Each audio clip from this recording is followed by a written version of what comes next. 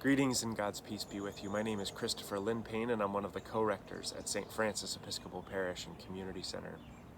It is a delight to be with you in this season of Easter as we celebrate these great 50 days, and we together seek the signs of resurrection that are all around us. I'm sitting out on my back porch again and pondering the beauty of creation as I listen to birdsong and the trees that are starting to pop with new growth. I'm also pondering this tulip petal. You may remember seeing this. It's a famous petal that was a part of the Petal Pushers arrangement that adorned the indoor worship space at St. Francis on Easter Sunday and on the second Sunday of Easter as well. I give thanks to God for the ministry of those faithful folks working to beautify these spaces that we worship in. It doesn't look like much now, alone and isolated from the rest of those plants, but the Petal Pushers invited anybody that was around in person to take the plants and to do something with them. So while this no longer has all the beautiful yellow petals attached to it, I'm looking forward to planting that in the garden here at our house.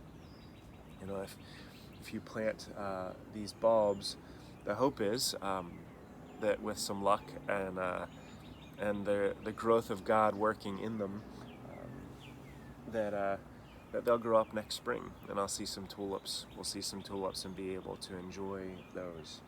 Those cycles of growth are pretty profound and beautiful. Perhaps you're a gardener, perhaps you're someone that connects with creation in that way, but if not, I wonder what the metaphors are that connect in a powerful way for you. The Apostle Paul, in one of the passages appointed for this morning, writes to the church in Ephesus, and he uses a different metaphor. He actually mixes some metaphors here. He says, speaking the truth in love, we must grow up in every way into him who is the head, into Christ, from whom the whole body, joined and knit together by every ligament with which it is equipped, as each part is working properly, promotes the body's growth in building itself up in love. So there's a lot of different things that he's saying in there, but I am struck by how connected Paul recognizes us to be. I'm struck by how connected we are as St. Francis Episcopal Parish and Community Center, and the ways in which God is growing through us, calling us to grow within our individual selves as part of that beautiful garden, but to spread that seed out into the world, into the wider church, into other communities, and to be about God's love and justice and humility. I'll look forward to planting this in the yard, and I wonder if any of you are going to be planting some of these plants, or maybe some other seeds and plants in your own gardens or in your own flower pots and seed beds at home.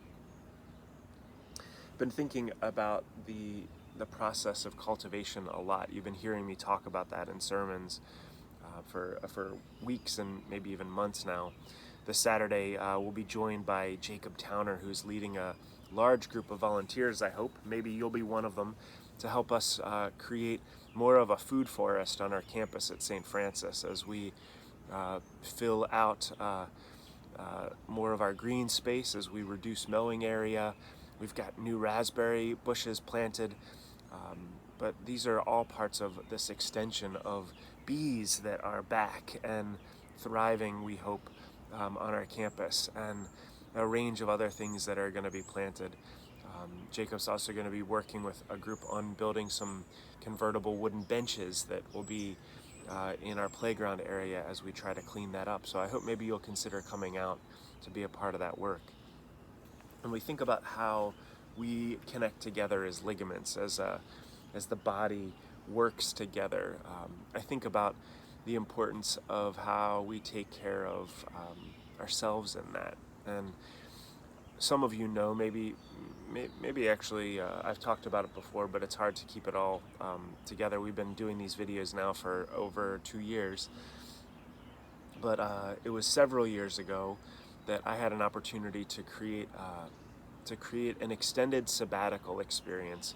The ways that I was hoping to take Sabbath time, I had written over the course of 3 years actually for multiple grants, and none of those grants came through, and I was disappointed about it. But I worked with the vestry of then Epiphany to try to come up with a creative approach that could help me get healthier, to grow in the ways that I felt called to, so that that I could get ready to do the work that God was calling me to do in this place among this people. I couldn't have imagined where God would call us in that, and I couldn't imagine both the death and resurrection that would come out of those experiences.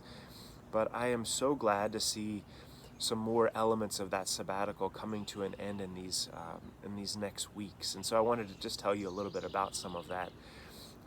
One element of my sabbatical was to really start to take better care of myself physically, to change the way that I was eating, to recognize that there were some things that when I put them into my body, it made me feel pretty sick, and just to stop doing that. Now, that is easier said than done, right? So having supports gathered around me with that, finding ways to do physical exercise and to deal with my own limitations around what I could and couldn't do, and working slowly to strengthen my body, and to remember that these temples that were given by God are a gift, and to be able to be in that body, my body, in a different way, and to take care of it, and as a steward of it, to recognize that God is working through that to do what I hope is some blessed and beautiful things. I also wanted to take care of my mind, and that led me to returning to studies, and those studies took a couple different forms, but one of them was to work on my doctorate. And I just got word this past week that my doctoral thesis was accepted, and I'll be graduating in the middle of May, and I'm so excited for that, finishing with my doctorate of ministry and congregational development. That work, I feel like, has been integrally connected to the work of the death and resurrection of Epiphany and St. Thomas, and are becoming one and growing together in this new configuration, in these new wineskins. As we grow together, the learning that I've had an opportunity to do through those studies has been profound, and I'm so grateful to this parish and community center for supporting that and giving me space to do that. Also, part of that sabbatical journey was my spiritual health and well-being, and that manifested itself in many ways, but predominantly in my formation as a Franciscan friar. And in the next month, I'm going to be taking vows, moving from the novitiate as someone. Well, we're all always learning and growing, but taking a step in that. And so I'm looking forward to telling you all, the people of St. Francis Episcopal Parish and Community Center, about how we can celebrate that together. And while these are vows that I make, like how we can grow and learn together in that. So we'll have more news about that. But just thinking about the physical and the mental, emotional, and spiritual, and how all these things come together, I'm just really grateful for time for time and space to be able to concentrate on how God is growing in us, seeking to utilize us in ways that can bring about blessings for the world around us, for the community that we're a part of. So I give thanks to God for you, and for all of the beauties of creation. I give thanks for this plant and the grounds that it'll grow in, for the ways that we are all planted together in this soil at St. Francis, and the ways that we are growing together. So thanks just thanks for being you, and thanks for sharing your faith journeys as we grow together, as we see these signs of resurrection all around us and share those, as the good news spreads, and seeds of God's justice and love and mercy and humility grow.